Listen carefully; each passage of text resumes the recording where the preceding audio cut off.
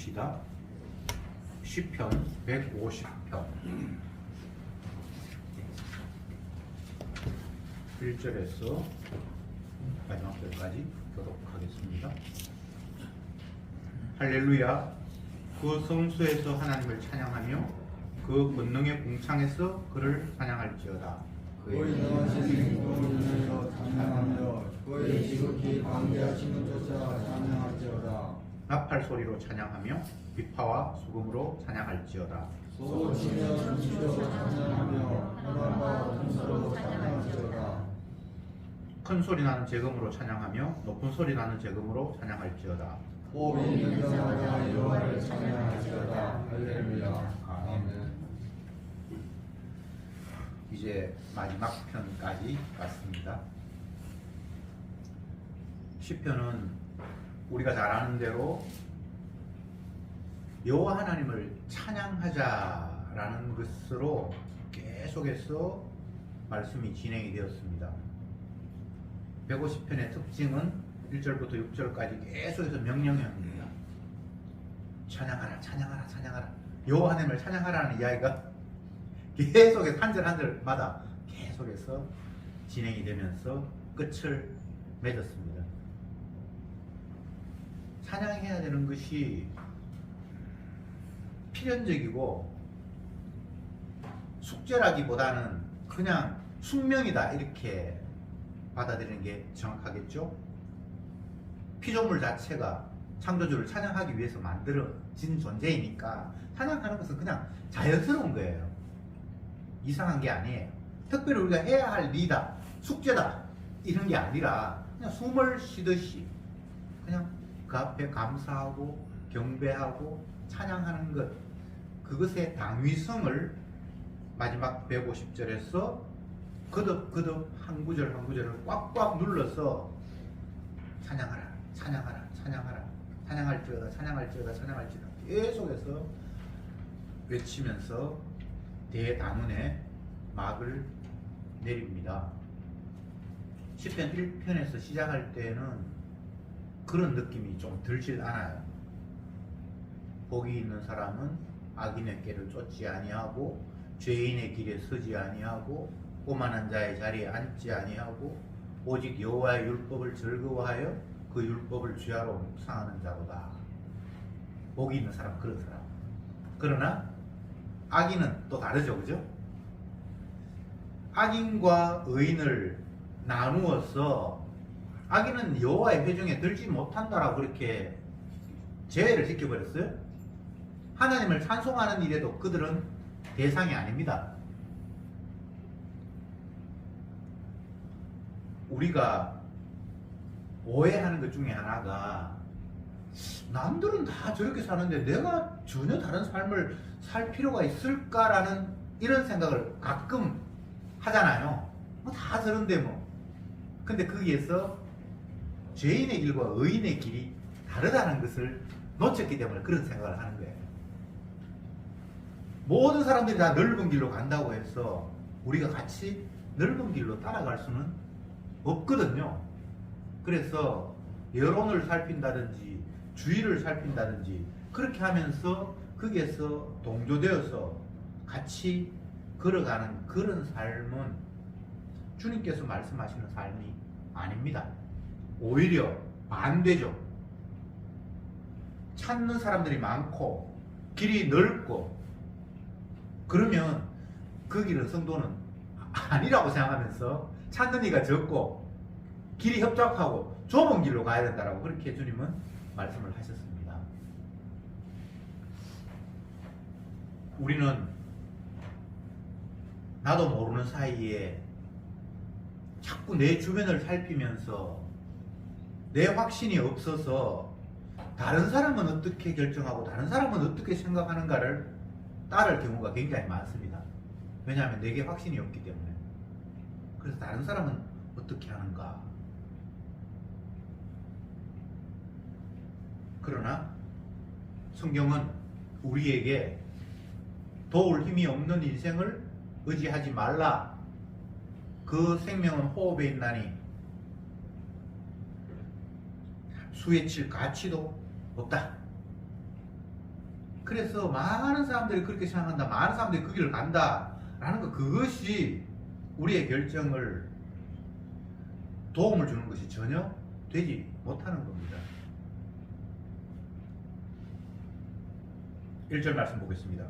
할렐루야, 그 성소에서 하나님을 찬양하며 그 권능의 궁창에서 그를 찬양할지어다. 1절을 굳이 따지자면 성소는 땅에 있는 것이고 궁창은 하늘에 있는 것인데, 땅과 하늘을 향해서 여호와 하나님을 찬송해야 된다라고 1절에서 시작합니다. 그러니까 온 천지여 하나님을 찬송하자, 이런 의미로 이해하시면 될 것 같습니다. 피조물, 하늘에 있는 것이든 땅에 있는 것이든 모두는 그를 지으신 그분을 찬양하는 것이 지극히 합당하다라는 그런 논리겠죠. 2절에 그의 능하신 행동을 인하여 찬양하며 그의 지극히 광대하심을 조차 찬양할지어다. 여기는 찬양의 이유를 설명을 하고 있습니다. 그의 능하신 행동, 지극히 광대하심. 주님의 능하신 행동은 약속하신 바들을 어떤 외부적인 조건, 반대에도 불구하고 이루어내신다는 측면에서 능하신 분이고요. 광대하심은 좁은 인간이 상상도 할 수 없었던 그 어마어마한 지극히 세밀한 것들까지도 다 그분은 자기의 뜻대로 이루어 가신다는 측면에서 그분의 광대하심이 또 있습니다. 앞 시간에도 욥 이야기 잠깐 했습니다만, 욥이 아는 것과 하나님께서 아시는 것은 차이가 너무 큽니다. 인생은 이 땅에 태어나서 죽는 순간까지 자기가 보고 배우고 듣고 느끼는 것이 굉장히 크다고 생각을 하는데, 이 우주 전체에 따지자면 정말 좁잖아요. 제가 지난달에 그 베트남을 가봤는데, 제가 있던 그 숙소에 대부분 한국 사람인데, 한국 사람이 한 95% 되는데, 젊은 사람들이 노인을 모시고 온 사람들이 꽤 있더라고요. 어떤 사람은 걸음도 잘 못 걷는 사람도 있고. 그래서 저 사람들은 자녀들이 부모님 이제 마지막 돌아가시기 전에 한 번이라도 같이 시간을 보냈으면 좋겠다라는 그런 마음으로 온 것 같다, 이런 생각을 해봤습니다. 사실 걸음도 제대로 못 걷는 분들 모시고 오면 그분들이 제대로 내 얘기를 할까, 조금 더 젊었을 때 모시고 오지, 이런 생각도 하면서, 한편 내가 내를 돌이켜보니까 저는 우리 부모님 모시고 한 번도 해외를 가본 적이 없더라고요. 그래서 나는 불효자구나, 그런 생각을 했습니다. 제가 지금 드리고 싶은 이야기는 무엇인가 하면, 인간들이 경험하는 바가 얼마나 범위가 좁은가를 지금 이야기하는 거예요. 내가 살면서 평생 경험하고 보고 아는 게 이 우주 전체를 따지자면 진짜 티끌만큼도 점도 눈에 보이지도 않는 만큼, 그만큼 내가 아는 거예요. 근데 그 아는 것마저도 오염되어서 왜곡되게 아는 거예요. 그런 나와 천지 만물을 계획하시고 운행하시고 자기 뜻대로 이끌어 가시는 그 주님의 어마어마하신 그 광대하심, 그 능력, 그걸 이렇게 또 대비를 시켜보면 이게 대비가 됩니까? 게임이 안 되는 거잖아요. 그러니까 그분 앞에 나는 모르기도 하고 경험도 못했고 생전 알지도 못하는데 그냥 놀랍습니다. 그냥 찬송할 수밖에 없는 거예요. 제가 욥 이야기가 이렇게 넘어갔는데, 욥은 자기 딸 하나는 신앙도 좋고 그래서 자기가 알고 있는 것이 정답이라고 생각하면서, 지금 이거 하나님께서 나에게 하시는 일은 뭔가 이게 좀 실수를 하신 것 같은, 하나님 잘못하셨습니다. 나는 주님 제대로 섬기고 열심히 주님 앞에 헌신하고 있는데 왜 오늘날 내 모양 이 꼴이 이렇게 쫄딱 망해서 신앙생활도 제대로 못하는 친구들한테도 내가 조롱받는 이런 위치에 내가 와야 합니까? 내가 저들보다 신앙생활 제대로 못하는 게 있습니까? 충성 안 한 게 있습니까? 이런 식으로 하나님 앞에 원망하듯 달려들고 있죠. 그럴 때 주님께서 하시는 대답이 어떤 것인가 하면, 욥아, 내가 태초에 천지를 창조하고 준비할 때에 혹시 네가 이렇게 하면 좋겠습니다라고 혼수 한 번 더 본 적이 있냐? 그렇게 주님께서 말씀을 하시는 거예요. 자기는 이 땅에 태어났을 뿐이지 이 땅을 만드신 그분의 생각에 대해서 한 번도 간섭하거나 계획하거나 할 수가 없었죠. 그러면서 디테일한 것들을 하나하나 말씀을 하시는데, 바다에 수많은 고기들이 있는데 네가 혹시 어떤 고기가 먹이가 없어서 오늘도 아침 식사를 안 했을 텐데, 이렇게 생각하면서 그 고기 배고픈 거 한번 생각해 보면서 먹이를 준 적이 있냐? 이렇게 말씀하세요. 이웃을 돕기도 하고 자기 집에 손님이 오면 대접하기도 하고 정말 자기는 많이 했는데, 바다에 수많은 고기들이 지금 먹이를 구했는지 안 구했는지 그런 걸 자기가 한번 생각해 본 적도 없고, 혹시나 그들이 먹이를 못 구해서 먹이를 줘야 되겠다 그렇게 생각해 본 적이 있냐?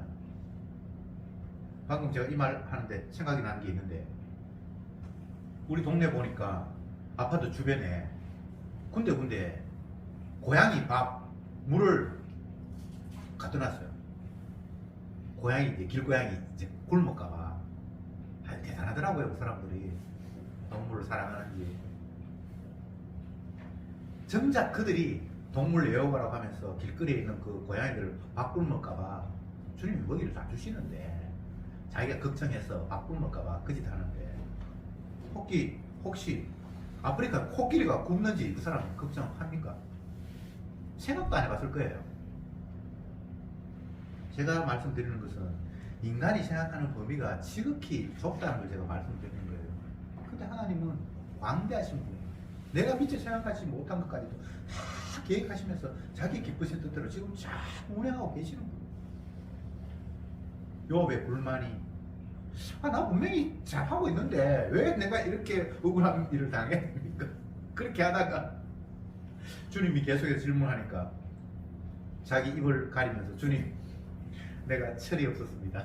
더 이상 내가 뭘 할 말이 없군요 라고 하면서 죄에 뒹굴었다, 이 회개했다 이 말이겠죠? 그렇게 기록을 하고 있는데, 나는 아는 게 없어요. 안다고 해도 그것이 왜곡되어 있는 알미예요. 그러나 진리 되시는 주님이 찾아오셔서 우리에게 알게 하실 때에는 제대로 알 수 있고, 내가 알고 있던 범위, 경험의 범위를 넘어서는 깨달음이 우리에게 주어지게 되겠죠. 그러면 그때는 시야가 확 달라집니다. 전혀 다르게 모든 것들이 보이기 시작을 하는 거예요. 물론 그게 지속되는 건 아닙니다. 은혜를 주실 때만, 보게 하실 때만 보게 되는데 전혀 다르게 보이는 거예요. 하나님께서 이스라엘 백성들에게 애굽을 탈출해서 광야를 거쳐서 가나안 땅에 들어갔는데, 원래 그 가나안 땅은 적과 꿀이 흐르는 땅이고 이른 비와 늦은 비가 내려서 주님께서 모든 것들을 다 완벽하게 그들에게 제공하시는 공간이거든요. 그런데 그 완벽한 적과 꿀이 흐르는 땅에 고아가 있고 과부가 있어요. 하나님이 두셨어요. 근데 고아와 과부는, 요즘은 뭐 고아라고 해서 과부라고 해서 무조건 못 사는 조건이 아니지만, 그 당시에는 뭔가 노동력을 가지고 땅을 일구고 그렇게 해야만 살 수 있는 그런 시대이기 때문에, 어린 아이, 엄마 아빠가 없는 어린 아이들은 자기가 뭐 노동력을 해가지고 뭘 할 수 있는 환경도 아니고, 또 남편 없이 여자 혼자 애를 키우는 것은 정말 이게 힘든 거거든요. 그래서 누군가가 그들에게 먹을 것을 제공하거나 편리를 제공하지 않으면 살 수 없는 사람이 고아와 과부고 그런 사람들이거든요. 적과 꿀이 흐르는 땅에 왜 그렇게 불행한 사람을 하나님께서 두셨을까? 주님이 이유를 설명을 하십니다. 너희들이 애굽에 있을 때 모습이 이 고아와 과부처럼 누군가가 너희를 도와주지 않으면 살 수 없다는 것을 너희들에게 깨우쳐 주기 위해서 실물 교훈, 눈으로 교훈하기 위해서 너희들을 돕다. 그래 불행한 사람을 보면서 주님이 나를 도와주지 않으면 원래 내 모습이 저 모습인구라는 것을 깨닫게 하기 위해서 그게 시각적인 교훈으로 두셨다는 거예요. 우리의 입장에서는 그 하나님이 그렇게 말씀하시기 전에는 정말 이해를 못했죠. 적과 꿀이 흐르는 땅에 불행한 사람이 있다는 것 자체가. 그러나 하나님은 그들에게 불행한 자를 두셨고 그들을 통해서 내가 너희를 돌보지 않으면 원래 너희 모습은 저 모습이야 라고 깨달으면서 주님께서 나를 고아가 되지 않게, 과부가 되지 않게 지극히 큰 은혜로 지켜주셨구나 라는 것을 감사하라고 그 환경을 그렇게 조성하셨다는 겁니다. 그러니까 이걸 다르게 말하면 우리 주위에 펼쳐지는 모든 환경들은 내 입장에서는 불편하고 힘들고 그럴지 모르지만 그것이 다 감사의 조건, 주님만을 바라보면서 주님의 사랑이 얼마나 크고 놀라운가 광대한가를 보게 하기 위해서 다 깔아놓은 장치라는 거예요. 질병이 퍼지고 전염병이 번지는데 치료약은 없고 뭐 그렇게 해서 불안해서 점점 떨고 이러다가 인류가 망할 것이다 온갖 이야기가 다 나오는데 그것마저도 주님의 은혜 그분이 보살피지 않으면 우리는 내 힘으로 결코 살 수 없다라는 것을 보여주는 은혜의 장치거든요. 그래서 성도는 범사에 광대하신 주님을 찬양할 수밖에 없어요. 그런데 그 환경을 주님의 은혜로 그분의 광대하심으로 그분을 찬양할 수 있는 조건으로 깨닫지 못하고 이러면 내가 살기 너무 힘든데 그런 생각만 하면서 하나님 앞에 나와서 주여 빨리 물리쳐 주옵소서 물리쳐 주옵소서 이 말만 계속하고 있는 거예요. 그게 감사가 없어요. 물러가면 감사하겠다는 거예요. 그러나 그것은 범사에 감사하는 태도가 아니죠. 고아와 과부를 적과 꿀이 흐르는 땅에 약속한 땅에 없애주시옵소서 하고 똑같은 거예요. 그게 없는 것과 있는 것이 그 백성들에게 무엇이 유익한가를 주님은 정확하게 아시기 때문에 고아와 과부를 두셨거든요. 그러면 그게 감사의 조건이 돼야지 불편의 요소로 원망으로 제거해야 할 대상으로 받아들이는 것 자체가 불신앙이잖아요. 하나님이 쓸데없는 거 두셨겠습니까? 한때 우리나라에서 이런 일이 유행했어요. 신체 장기 가운데 어떤 부분이 필요 없다고 해서 그냥 수술한 사람 배 열었을 때 아예 그것 때문에 탈락할까봐 그걸 아예 제거했던 그런 시대가 있었어요. 하나님이 바보입니까? 필요 없는 거 만들어주시게. 인간들이 얼마나 소견이 좁은지 마귀에게 뒤집어 씌웠어. 하나님이 만들어 놓으신 것을 제거하려고 하는 그런 발상들을 하고 있어요. 이 땅에 펼쳐지는 모든 것들은 주님이 필요하셔서 반드시 있어야 하기 때문에 있는 것들 뿐입니다. 뭐는 없었으면 좋겠다. 그건 내 입장이에요. 주님 입장에서 그게 필요하시기 때문에 다 만들어 놓으실 거예요. 그래서 내 중심으로 호불호를 감사하다, 원망하거나 이런 것들을 하는 것이 아니라 주님의 중심, 하나님이 약속하신 말씀에 근거해서 바라볼 때에 그 모두는 기뻐하고 찬양할 일밖에 없습니다. 20편 기자들이 1편부터 150편까지 우리가 살폈는데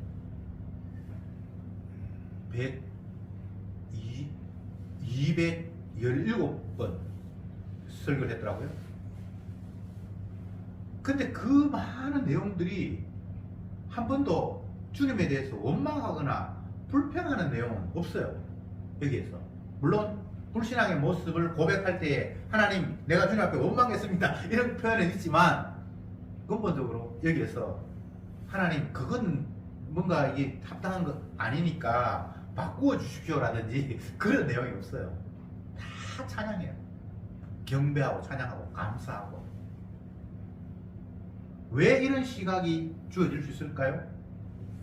이건 인간의 시각이 아니라 주의 영으로 성령이 뒤집어 씌워져서 말씀에게 삼킨 바 되어서 그 말씀의 반응이 이런 시로 겉으로 문학의 형태로 인간의 언어로 인간의 글로 표현되었기 때문에 여기에는 감사밖에 없어요. 말씀에 집어 삼킨 자가 말씀의 이끌림을 받아서 뭔가 이렇게 튀어나왔던 것이 기록이 되어 있기 때문에 여기에는 감사밖에 없다고. 나를 지으신 분을 찬양하고 세상을 지으신 분을 찬양하고 원수를 진멸하신 분을 찬양하고 애굽의 병사들을 물에 빠뜨리신 분을 찬양하고 다 찬양해. 지옥을 만드신 하나님을 찬양하고 천국을 만드신 하나님을 찬양하고 찬양밖에 없어요. 왜? 인간의 관점이 아닌 천지 만물을 창조하신 그분의 관점에서 바라보니까 찬양 말고는 다른 게 나올 틈이 없어요. 3절을 봅시다. 나팔 소리로 찬양하며 비파와 소금으로 찬양할지어다. 소고치며 춤추며 찬양하며 현악과 통소로 찬양할지어다. 큰 소리 나는 재금으로 찬양하며 높은 산이 나는 재금으로 찬양할지어다. 여기에는 찬양하는 어떤 그 수단이나 방법에 대해서 설명을 하고 있는데 온 몸을 다해서 춤추며 찬양한다는 내 몸으로 찬양을 표현하는 것이고 그 다음에 악기, 뭐 재금, 수금 여러 가지 뭐 비파 여러 가지가 나오는데 그러니까 인간이 동원할 수 있는 모든 것들을 총동원해서 하나님을 찬송하는 거예요. 몸으로 찬송하고 내 가진 기능과 재주와 모든 것을 가지고 주님을 찬양하자. 찬양해야 한다 라고 이야기하고 있습니다. 지금까지 내용들을 다시 한번 간추리면 하늘아 땅아 이 세상에 있는 모든 피조물들아 너를 지으신 하나님을 찬송하자 이렇게 얘기해 놓고는 그 다음에 찬송의 이유를 그의 능하신 행동 그의 광대하심을 찬양하자.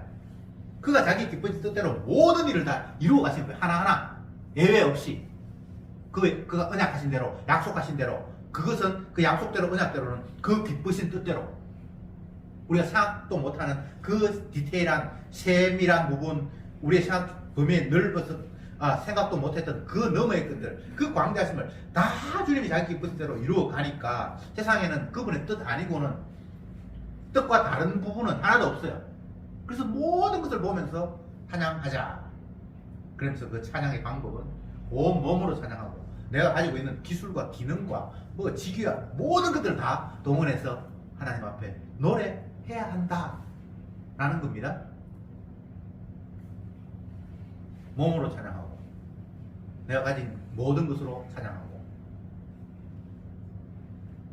그러니까 성도가 살아있는 이유가 주님을 찬양하는 것 말고 다른 이유가 없어요.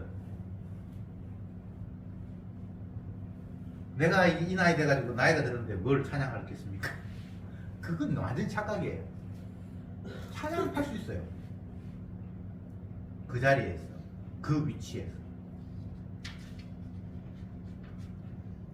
나이가 든다는 것은 어떤 장점이 있는가 하면 내가 할 수 있는 일이 점점 더 적어진다라는 걸 깨닫는 것이 큰 장점이에요.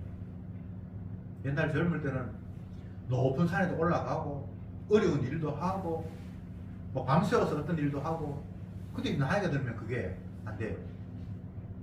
저는 뭐 나이가 들지도 않았습니다만 어떤 사람이 높은 산에 한번 올라가 볼래요 이렇게 이야기하면 아이고 나는 이제 그 자신 없습니다.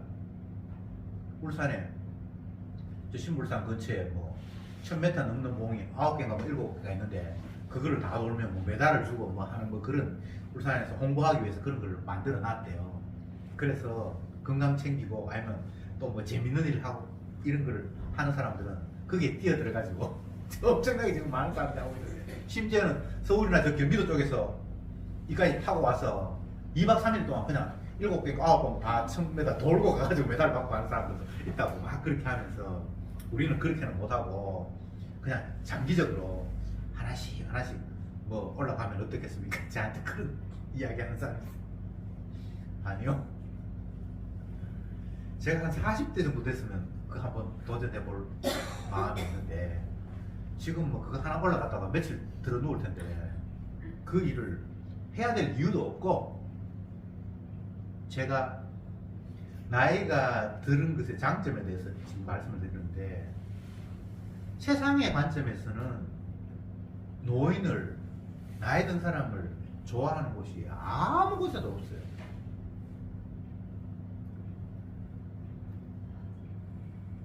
지난 3월 1일 날 처형하고 뭐 이렇게 그 조카하고 몇 명이서 이제 우리 집에 왔다 갔는데 장인어른하고 같이 사는 그 근처 사는데 장인어른은 안 모시고 와서 내가 우리 사람한테 왜 장인어른은 모시고 오지 안 모시고 왔냐 이렇게 물으니까 불편해서 장거리를 차 타는 것도 불편하고 또 뭐 이야기하고 하는데 불편해서 안 모시고 왔다 그런 이야기를 제가 들었어요.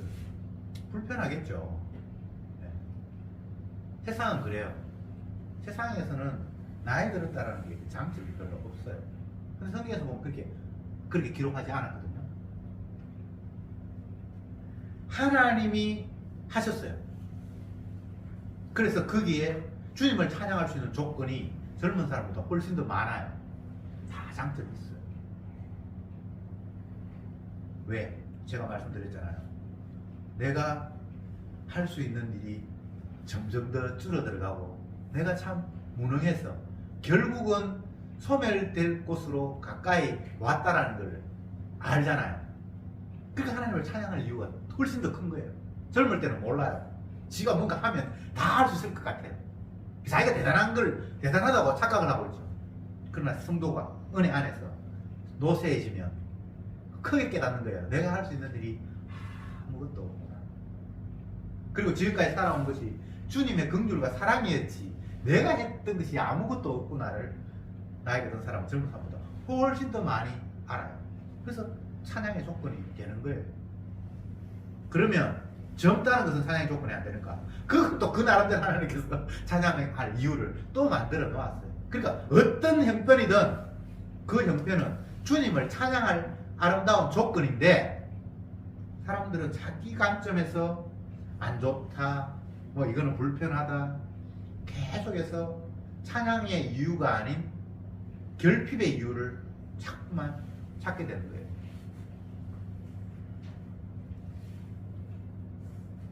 마지막 절에 호흡 있는 자마다 여호와를 찬양할지어다 할렐루야 이렇게 있는데 호흡이 있다는 것은 살아있다라는 거잖아요.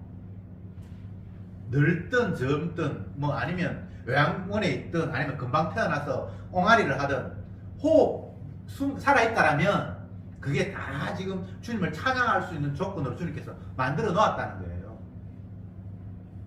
그러니까 찬양을 못하는 환경이나 조건은 없습니다. 감옥에 갇혀서 찬송하고 사도들은 다니엘의 세 친구는 불구덩이에 뛰어들면서 찬송하고 있는데 스데반은 돌에 맞으면서 주님을 찬송하고 있는데 찬송할 수 없는 조건은 없어요.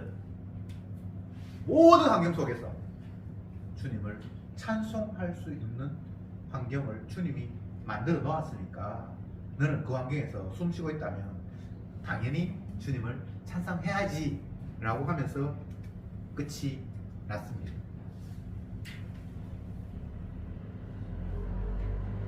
왜 우리를 오늘도 숨쉬게 하셨습니까? 주님을 찬송하라고.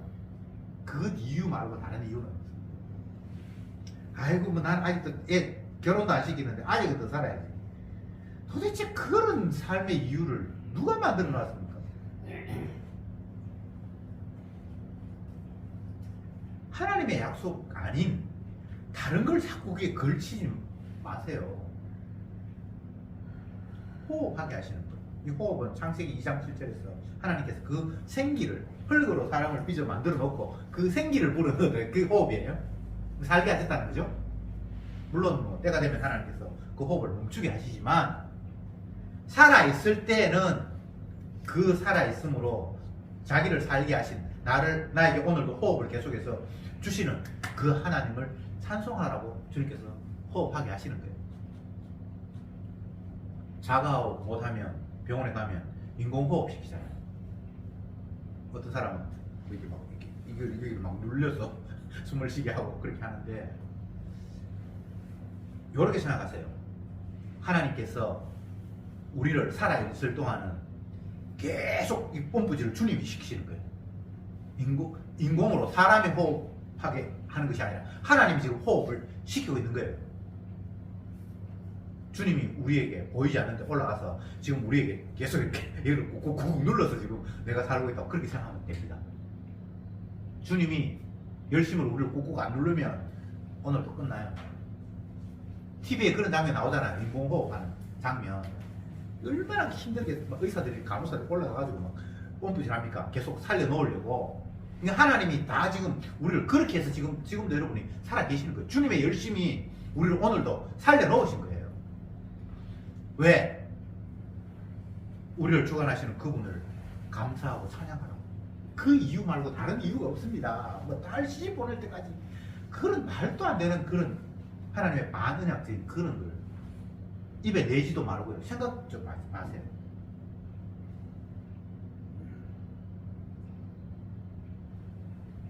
호흡이 있는 자마다 여호와를 찬양해야 되는데 이놈의 마귀가 자꾸 내 스스로를 찬양하도록 유도를 해요. 삐까뻔쩍한 나, 멋있는 나, 찬란한 나, 자랑스러운 나. 피조물이 자랑스러워서 어떡하려고? 피조물은 창조주만 바라보도록 그렇게 만들었잖아요. 나를 지으신 그분을 노래하고.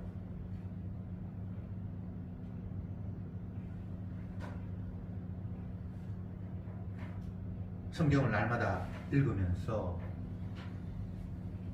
이게 하나님의 약속이지.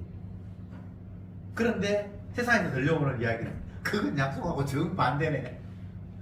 요거 갈려내는 재미로 살면 찬양이 잘 나와요. 근데 하나님 말씀에 관심이 없고 이 사람도 이야기하고 저 사람도 이야기하니까 그게 맞겠지라고 그렇게 생각을 하다 보면 하나님과 전혀 상관이 없는, 주님의 약속과 전혀 상관이 없는 것이 참인 줄 착각하면서 그걸 삶의 기준으로 삼는 경우가 늘 얼마나 많은지 몰라요. 너도 나도 재테크, 제가 지금도 재테크라는 단어의 정확한 의미를 모르겠는데 어쨌든 돈을 현재 가지고 있는 재산이 점점 더 늘어나고 뭐 그런 의미인 것 같아요. 예. 왜 자꾸 재산이 늘어나야 되죠? 내 거라고 생각하니까. 그런데 인간 말고 다른 피조물들은 재산을 늘리려고 생각하지 않아요.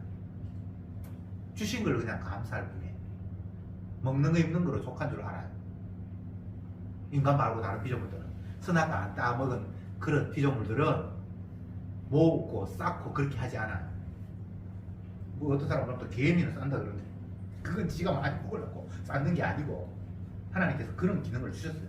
이유도 모르고 그냥 모으는 거지. 지가 겨울을 대비해서 배짱이와 그게 뭐 나오는 것처럼 그렇게 쌓는 게 아니에요. 오해하지 마세요. 창고에 쌓는 거는 인간 말고는 없습니다. 그러니까 인간이 얼마나 하나님 앞에 반항하는 모습입니까? 주신 자도 여호와시고 가져가신 자도 여호와시고 너희는 쌓을지라도 내가 흩으리라. 말라기에 그런 말씀이 있어요. 우리가 쌓는다고 해서 그게 모이는 게 아니에요. 주께서 주시면 재물 얻는 능을 주사 이렇게 표현되어 있어요. 그래서 여러분들이 지금 가진 것들이 엄청나게 많아요.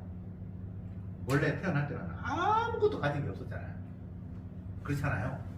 근데 주님께서 많이 주셨거든요. 그러니까 그걸 가지고 주님을 찬송하면서 살면 돼요. 다 다 감사의 조건들이에요. 찬양의 이유들이에요. 모든 것들이. 예. 말 안 듣는 자녀도 찬양의 조건이고, 몸에 찌르는 가시도 찬양의 조건이고, 모든 게 다 찬양의 조건이지, 찬양의 조건이 아닌 게 단 하나도 없어요. 이 세상에 불필요한 것, 뭐가 너무 많다, 모기가 너무 많다, 뭐 찐득이가 뭐 갑자기 생겨, 그것 주님께서 다 필요하셔서 만들어놨어요. 이 세상이 운행이 되는 게 얼마나 하나님께서 조리 있게 무엇이 성하면 무엇을 약하게 하기 위해서 지금도 하나님께서 다 그렇게 조정하고 계세요. 내가 생태계를 조정하고 뭐 많은 것을 억제시키고 그렇게 되는 게 아니에요. 주님이 그렇게 하고 계십니다. 바다를 걱정하고 하늘을, 공기를 걱정하고 하는데 여러분이 걱정해도 될 일이 아니에요. 주님께서 인도하고 계십니다. 쓸데없는 그런 일을 하려고 생각하지 말고 찬양의 조건들을 날마다 발견하면서 찾을 수 있으면 좋겠습니다. 아, 감사하다, 감사하다, 감사하다. 궁극적으로는 예수님께서 이 죄인의 죄를 대신해서 본인이 십자가에서 저주받았어요. 그리고 우리를 저주에서 해방했어요. 이게 가장 기본적인 찬양의 이유고요. 그리고 그 바탕 안에서 펼쳐지는 모든 일들이 다 감사와 찬양의 조건들입니다. 범사에 감사하는 것, 호흡이 있는 자마다 여호와를 찬양하는 것. 이 말씀들이 우리의 뇌리에, 우리의 가슴에 팍 박혀서 찬송할 일만 해도 너무나 할 일이 많은데 다른데 자꾸 신경을 쓰는 거예요. 그 마귀의 유혹입니다. 찬송할 일을 날마다 하나님의 말씀에 근거해서 찾으면서 찬송할 수 있는 저와 여러분들이 되었으면 좋겠습니다. 기도드리겠습니다. 주여, 오늘도 시편 150편의 말씀을 통해서 호흡이 있는 자마다 여호와를 찬양할지어다 라고 하신 그 의미들을 다시 한번 되새겼습니다. 하나님이 우리를 오늘도 호흡하게 하셨고 살려두신 이유가 주님을 찬양하라고, 감사하고 경배하라고 우리를 살려두셨는데 우리는 그 목적을 떠나서 엉뚱한 일에 관심 기울이면서 살아가고 있습니다. 저들의 어리석음을 다시 한번 불쌍히 여겨주옵시고 우리의 다가오는 모든 환경 속에서 감사의 조건들을 발견하면서 그 주님을 찬송할 수 있게 하옵소서. 그 십자가의 은혜를 이곳저곳 어느 환경에서도 깨닫게 하셔서 오로지 주님만 영광 받아야 된다는 그 사실 앞에 기뻐하며 춤추며 노래하는 저들이 되게 하옵소서. 예수님의 이름으로 기도드리옵나이다. 아멘.